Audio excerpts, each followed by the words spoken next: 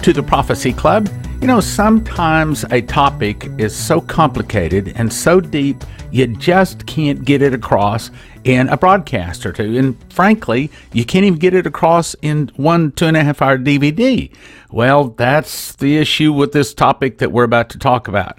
Now, here's what I'm going to do. I'm going to explain what is in these 4 DVDs. That's right, this is a 4 DVD set, and I've got an unbelievable gift offer for you, especially since it's summer, even though, yes, summer is just about over, but I'm making an amazing gift offer here. And the topic has to do with UFOs, abductions, and how that all ties into Bible prophecy, and yes, it does in a very big way. As a matter of fact, I think there's going to be a lot of people lose their salvation over this topic. So what I plan to do is first go through and I'm going to explain each one of the DVDs. And then I'm going to play the audio of one of the DVDs.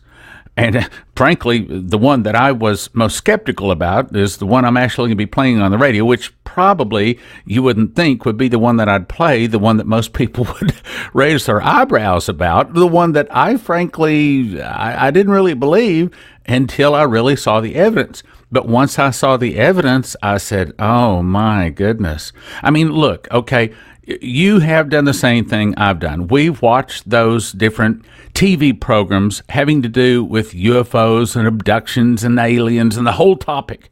Well, I thought I had a pretty good grip on it because we've had like 3 guest speakers come in and make 3 different DVDs on it.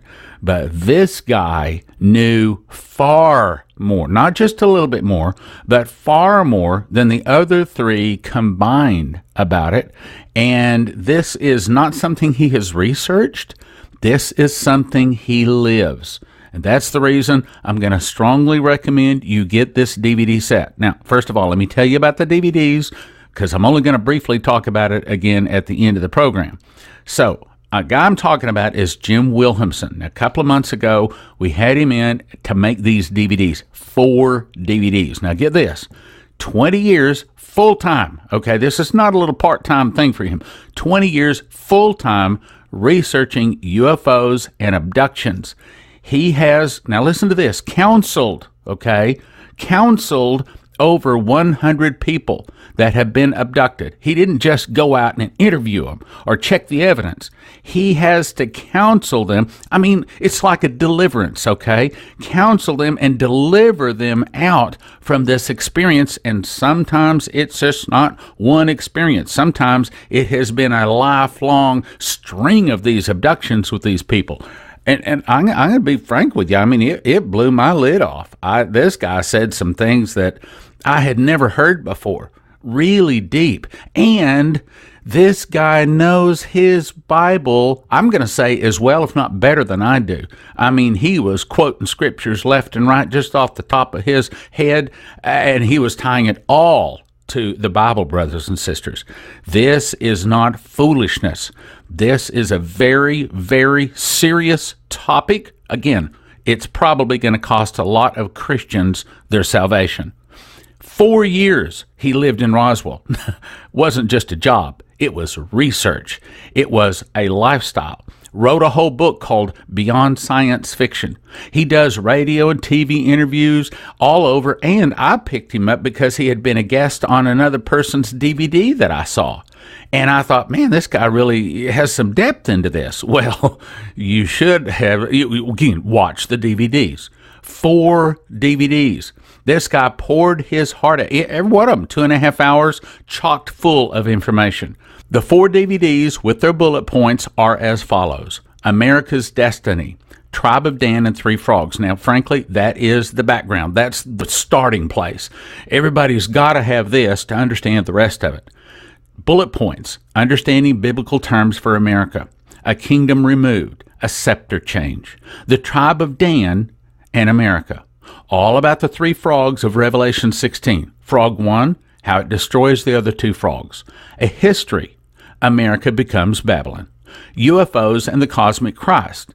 Then, and frankly at this point I'm thinking, okay, yeah, I got it. Okay, I mean, I'm familiar with all that stuff. But that was the foundation. Make certain everybody's on the same page because he's going deep. Second DVD, The Clouds of Heaven and UFO Abductions. Bullet points. What did Ezekiel see? Book of Enoch. Interesting physics. UFOs. Satan's plan to replace Christ with Antichrist. History of Nazi UFOs and why they lost the war with this technology. Okay, here's where he started blowing my lid off. I mean, you know, I'm pretty well informed on this, and I've watched a lot of the programs on TV. You have far beyond what you have ever seen on TV, and I'm going to say probably anything on the internet, YouTube, same thing, far beyond them. I was sitting there saying, really? Oh my goodness, really? I mean, he was connecting things. You know, I'm 62 years old. I've been in this prophecy world for 40 years, but he was connecting things I had never been able to connect. He was filling in holes I'd never. He just blew my mind. Again, this is an excellent DVD set. Let me go on. Bullet points. The Nazi trail after the war's end. Where did the UFOs go? Antarctica, Operation Paperclip, and the Roswell Trojan Horse in the USA. Again, it totally changed my mind on several things.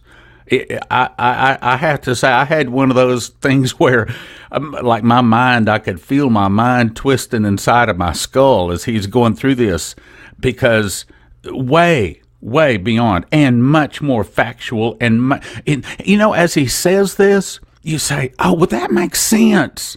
Of course. Why didn't I say? But see, I had never heard it before. And that's the way it's going to be with these 4 DVDs. Your eyebrows are going to go up watching these. Let me go on. Alien abduction and how to defend yourself from them and terminate them in progress.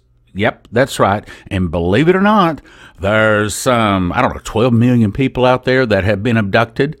It's getting to where it's a fairly common experience, and it really messes somebody up. It tears them apart when this thing happened. All right, let me go on bullet points. The reason for abductions, safety and knowledge, and now that you know, what should you do? That's the first 2 DVDs. Then the next one, we hadn't even got to the big one yet. Biblical time travel, a new meaning to the end times. Bullet points. Parallel dimensions. God is in control of time. Time travel is possible. Threats that can only be explained with time travel. 2 promises by Satan to provide a counterfeit eternal realm. The Tower of Babel. That's another thing that blew my lid. I thought I had it. I thought I understood the Tower of Babel. No, you don't. No, big surprise coming. Daniel 8 and Nazi time travel technology. Real history fulfills prophecy.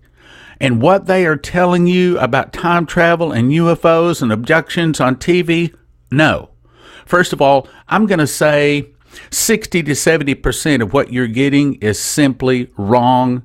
It's simply a lie. And then the other 30 to 40% that they aren't telling you will change your opinion. Okay, all right, let me just say. The thing that popped my lid the most on this, see, I had thought that these UFOs, many of them, actually, I have to say I thought all of them came from some other planet, some other star out there someplace, or some other dimension. Wrong. Wrong. They come from within Earth. Now, that's the 4th DVD we're going to talk about. It's called, Does the Bible Say the Earth Has Hollow Places? See, I thought that somebody had to have a hole in their head to believe, okay, come on. How can there be a hollow place in the earth? It's too heavy. You've got mountains. It's impossible. Look, there's so much gravitation pull. I'm just not even going to accept that. Anybody that believes that there's hollow places in the earth, they got a hollow place in their own head. I'm just being honest with you. And I had a lot of questions about whether I wanted to let this guy talk on this. But since I didn't agree with it, I thought, okay, he's got some other good information in these other 3 DVDs. I think I'll let him go ahead and spill his guts. I think I'll let him go up there and make a fool of himself. Let's see what the guy's got. See if he can convince me. Okay, well, I was blown away, frankly. Does the Bible say that the earth has hollow places? You better know. Well, get the DVD. Get the DVD. The bullet points are: how is the earth hollow? Can this be compatible to modern plate tectonics and science? Lazarus and the rich man. Where was Cain sent? Where is paradise and Eden related to Abraham's bosom? Levels and groups of residents. Where did Jesus go after his death? Where did demons live and how did they get there? How does CERN, the Devil's Triangle, and Dragon Sea relate? How does the Nazi expedition and claim of an alliance made with, quote, pure Aryans play into this? As I said, this is deep stuff. And if you think you know, you're about to be surprised. And if you have not ever researched any of this other than just a few movies or something like that you've caught on TV, then you're gonna. But it'll totally catch you up. Okay. Again, he starts at zero. The first DVD, if you're well informed, you go, yeah, I got it. And then hang on. It's like getting on one of those buck and bronco, those mechanical bulls. It is a ride I think you will enjoy. 4 DVDs valued at $160, and we're making a fantastic gift offer right now. For the next 10 days, you can get it for a gift of just $60. That's right, gift of just $60. Here's how you get it. Go to prophecyclub.com, and you want to order the Jim Wilhemsen gift offer. Or you can call us, 785-266-1112. I know you already got it stored in your cell phone. Grab your cell phone. I'll give it to you again, 785-266-1112. It's called the Jim Wilhemsen gift offer, 785-266-1112. Now I'm going to go on over and take you right into a Prophecy Club meeting so you can hear the audio of the DVD of Does the Bible Say the Earth Has Hollow Places? Now, I'm jumping right into the more advanced stuff. But again, and I don't know that I'll get all the way through this DVD, but I think you will be very impressed. prophecyclub.com or 785-266-1112. Jim Wilhemsen. Took them to the highest levels of the Himalayan mountains, and there they would wait, eventually rule all society. Now, she also taught that these 7 races would eventually die out through natural selection, and the Aryan would gain their godlike qualities that were once given to them. The idea here is that the earth was a living organism. It exhumed something called Atma power, and that power was the other races were like parasites drawing from that, so that it was preventing the Aryan from getting their full potential, because they were supposedly directly related genetically to the gods themselves. So they were different. They were given a sign to make themselves identifiable, and that was the sun wheel sign, which we know as the swastika. Now the ideas here is that one day in the future, there's a pure strain of Aryan inside the earth, and there's a diluted strain that would eventually find their way back to the inner earth to reconcile and form an alliance with them.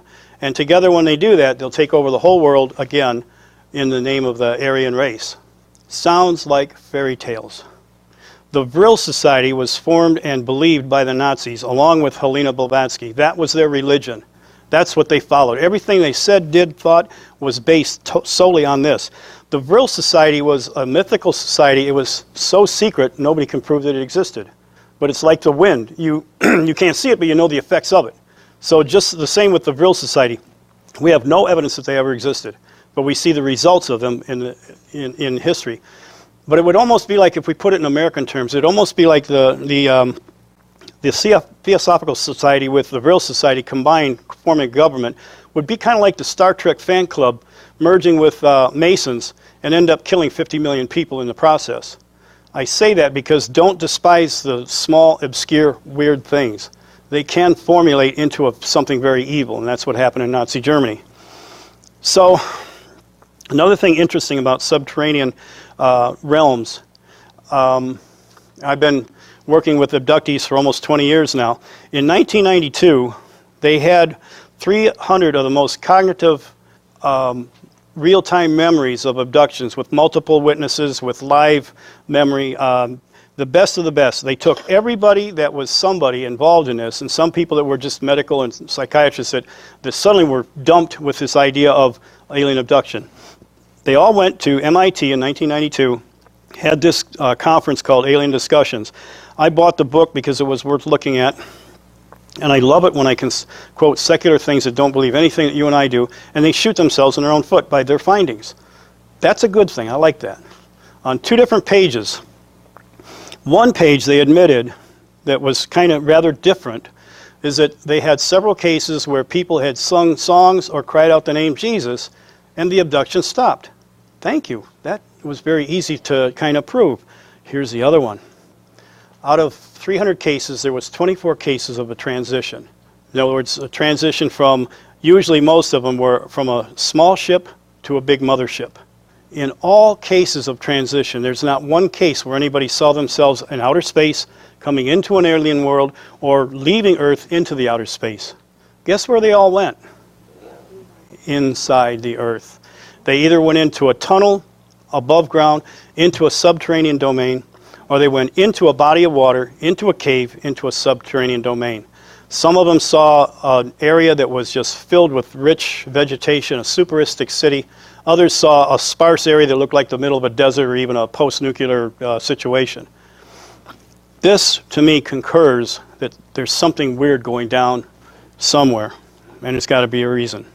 So, what did I find out with my son and I as we tried to seek out what the Bible said about a hollow earth? In 1895, now I could not find anything on this guy. He's mentioned on page 113 of Arctos. What I find interesting on Arctos is this is done by an occult scholar. Oh, Jim, why would you look at that? Well, because there's a golden nugget inside, a sandwiched in between a false premise and a wrong conclusion. This guy doesn't even believe this whole polar myth thing, which makes it even more interesting to me. He's not even believing it, but he's just purely a historian saying, okay, here's what was supposed to have happened here, here, and here. Here's the whole history of it. Because he's doing it as a skeptic, this is more enticing to me. I want to read and see what he's not even believing himself. He's merely an outsider recording history. In that, on page 113, he says that there's this Christian minister who wrote a book in 1895 called The Cosmic Problem Solved. I really looked for this book and I couldn't find it, and if you ever do, please let me know. But in this, he said the reason why they never could find the fourth river in the Middle East as being Eden, he said because he believed that Eden was actually inside the earth, and the 4 rivers are actually 4 ocean currents that come out of the north and go back into the south. And he said that he believed the earth was hollow, and that's the way cosmology really was. Now, I find it interesting, and I'm going to back up here on one thought. If that was true, there's something that's happened recently. One of the ocean currents is slowing down, and it's making the Antarctic melt. We'll get to more on that in a minute.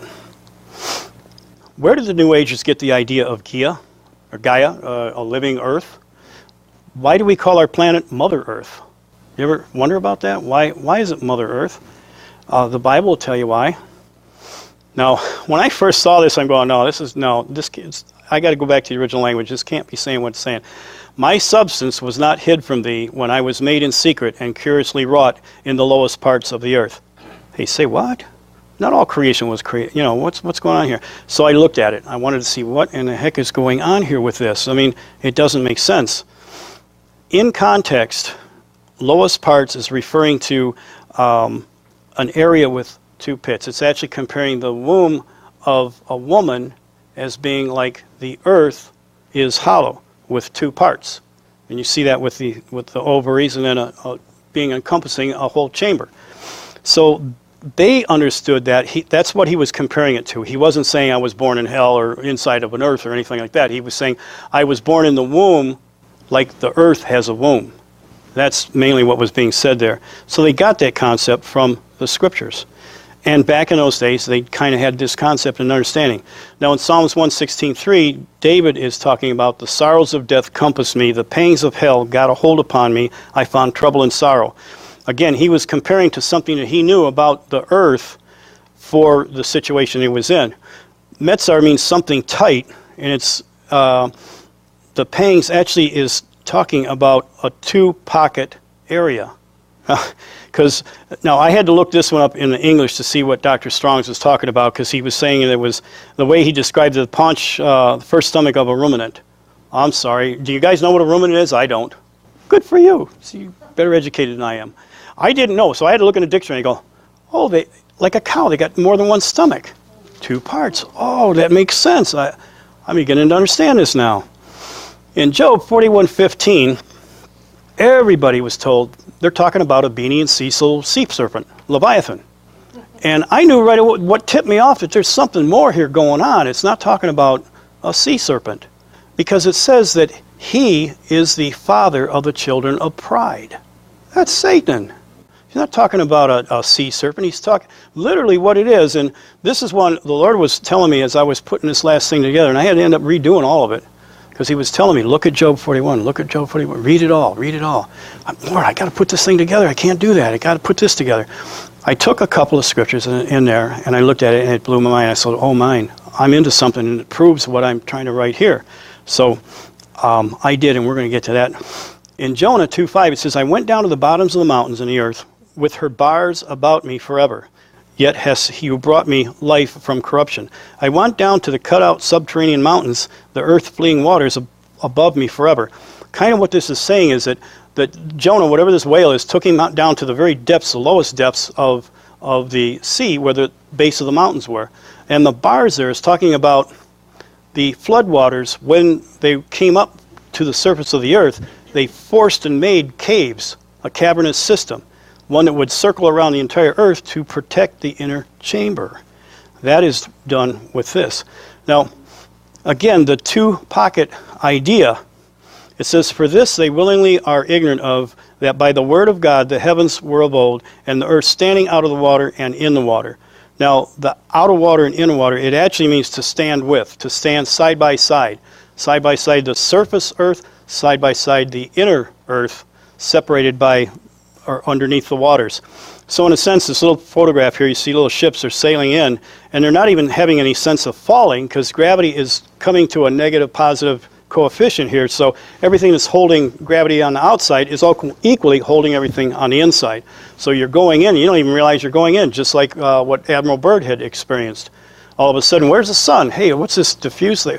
What is a woolly mammoth doing there? It's just, crazy kinds of things. But this is a cosmology that the Bible could be providing for us. And it came to pass that the beggar died. Now some people say this is a parable. This is an allegory. It's not to be taken real. I'm sorry, if you actually go to Bible college and learn proper humernatics, it is to be taken seriously.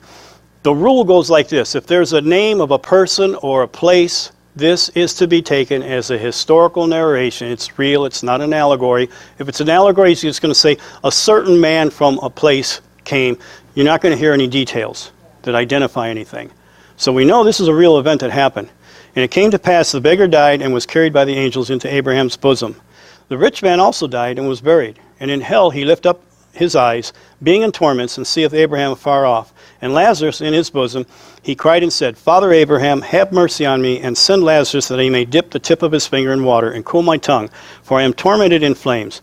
But Abraham said, Son, remember that thou in thy lifetime receivest thy good things, and likewise Lazarus evil things.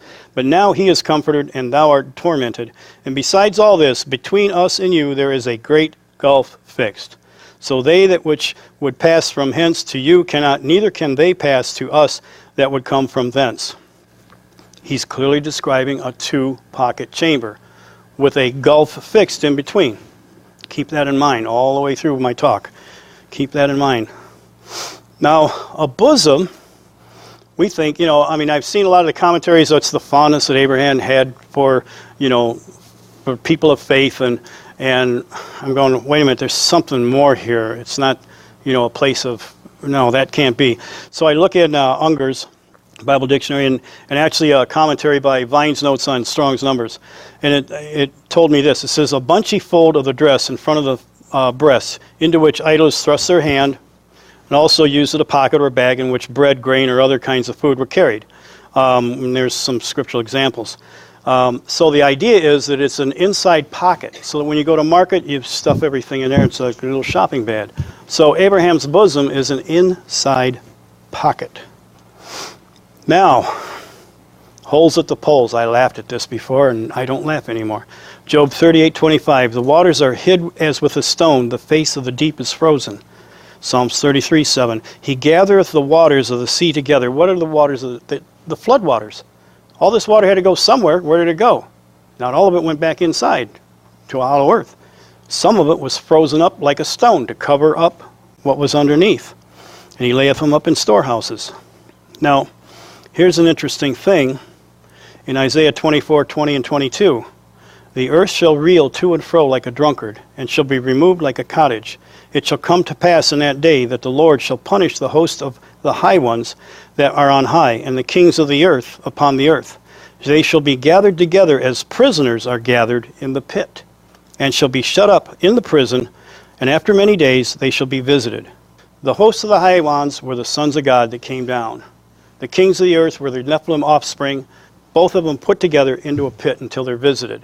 Now that's kind of strange because the word for visited there means, it's pakad. It means to be mustered up as an army, and it means to be supernaturally intervened in the natural courses of events. So here we get an understanding. I forgot to share, I was telling the reality and the physicality of angels, but I forgot to tell you, and here it is here, that where demons come from and how they came and what their judgment was. 2 Peter 2:4 are talking about the angels that sinned, messengers that sinned, cast down to hell, delivered, chains of darkness, reserved unto judgment. These are key words that are used by Peter, and then the key words used in Jude 6th chapter, first estate, own habitation, everlasting chains of darkness.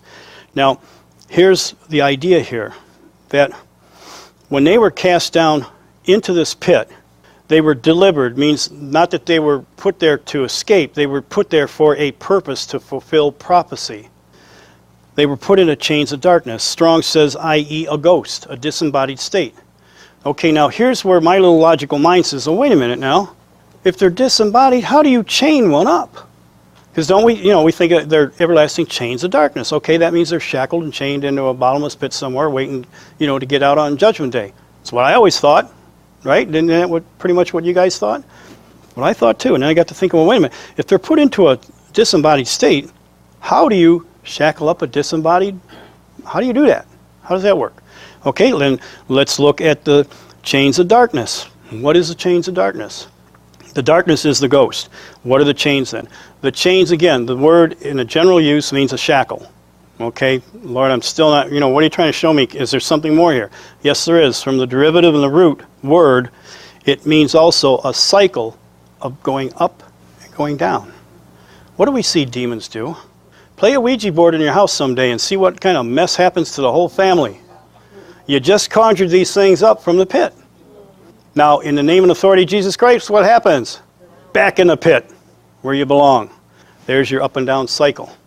Once you understand that, the light bulb goes off on a lot of different things.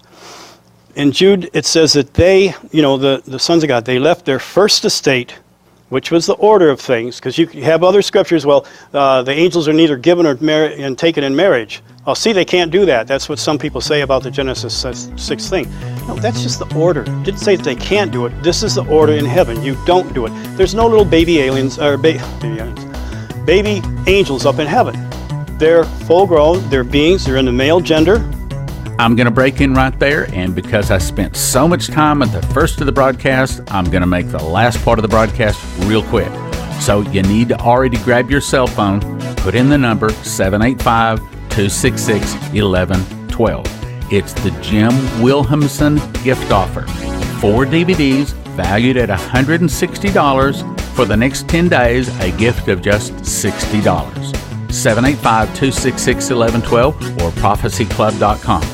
Thank you for listening. Thank you for your prayers. And thank you for your regular monthly support. God bless.